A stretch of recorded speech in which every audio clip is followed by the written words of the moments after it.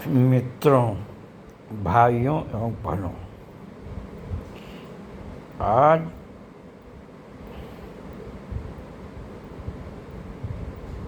हम अपनी विरासत में इतना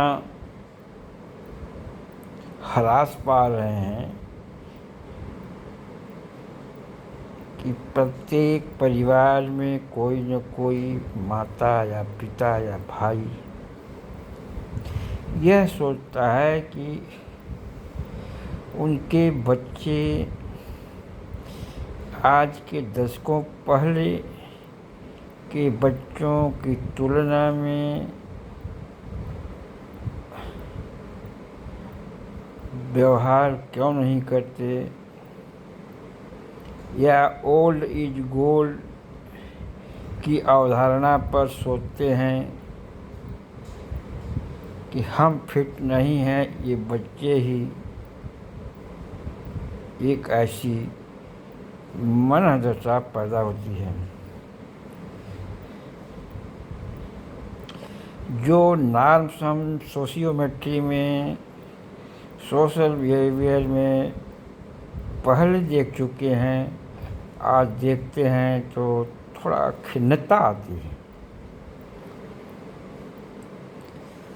यथा पिंडे तथा ब्रह्मांडे ए सैंपल ऑफ फैमिलीज का सर्वे कर लें तो हम यह कहने में कोई गुरेज नहीं रखते कि कमोबेश यह सिचुएशन पूरे भारतीय वाङ्मय में होगी।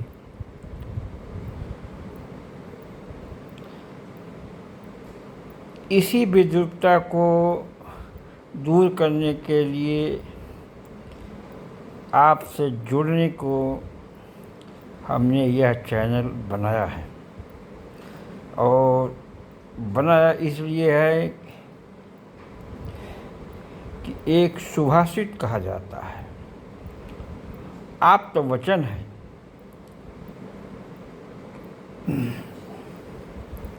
कि साहित्य संगीत कला विहीन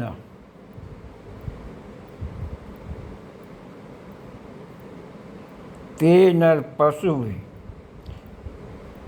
पुच्छ विहीन। थोड़ा खराब लग सकता है। अब जरा सोचिए, साहित्य क्या है? क्या यही गद्य पद्य गपद्य और भी तमाम लिटरेचर? नहीं। साहित्य शब्द सहित से निकला है, यानी जो हित सहित हो, ऐसा वचन, ऐसा कर्म, ऐसा कार्य, ऐसा दृष्टांत जो मानव मात्र के लिए, समाज के लिए हित साधक हो, वह साहित्य है। तो साहित्य पहले इसी तरह से लिखा जाता था। आज का साहित्य अलग टॉपिक हो जाता है कि आज का साहित्य कैसा लिखा जा रहा है।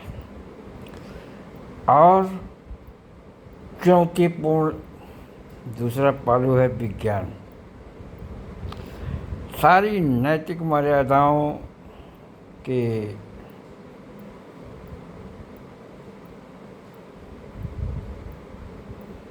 विरोध में पूर्णतः तो नहीं, लेकिन इतना कहा जा सकता है कि हमारी जो नैतिक वर्जनाएँ हैं वह विज्ञान से बहुत कम मेल खाती हैं। अगर आज का एक बच्चा कहता है तो मेरे पिता की पत्नी हो, तो यह वैज्ञानिक सोच का परिणाम है, आधुनिक सोच का परिणाम है। वह माता नहीं कहना चाहता, उसकी आइडियोलॉजी बन रही है इस तरह से। कौन जिम्मेदार है? सत्य है, पिता की पत्नी हो, लेकिन यह कहना कहाँ तक तर्क संगत है? पोप जॉन पॉल ने कभी कहा था वेटिकन सिटी से कि ये जेनेटिक इंजीनियरिंग की प्रयोग न किए जाएं, टेस्ट ट्यूब बेबी न पैदा किए जाएं, सबसे बड़ा नैतिक ह्रास होगा। यह बात अलग है, ओल्ड सिस्टम में we were adjusted, in new system what is more affected by the West and modern culture. The people of old age and the people having old ideology can't survive. They can't have patience to hear such words as the new generation puts before us. इसलिए मेरे भाई, मेरे बहन,